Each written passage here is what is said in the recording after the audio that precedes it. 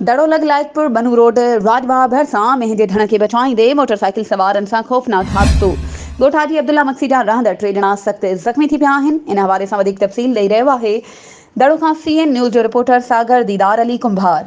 जी दीदार, छा तफ़सील आहिनि? दड़ो लग लायकपुर बनू रोड राजवा भरसा मेंहिं ढण के बचाईंदे मोटरसाइकिल सवारन सां खौफनाक हादसो।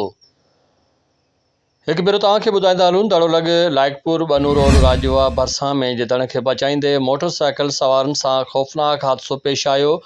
ॻोठ हाजी अब्दुल्ला मंगसी जा रहंदड़ 3 ॼणा गुल हसन मंगसी, वाहिद बख्श मंगसी, सलीम मंगसी शदीद ज़ख़्मी थी पिया दड़ो जे सरकारी अस्पताल मुंतक़िल।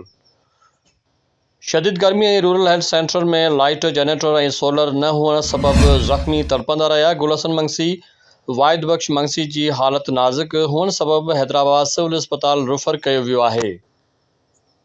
एक भेरो तव्हांखे ॿुधाईंदा हलूं, दड़ो लग लायकपुर बनू रोड राजवा भरसा मेंहिं ढण के बचाईंदे मोटरसाइकिल सवारन सां खौफनाक हादसो पेश आयो।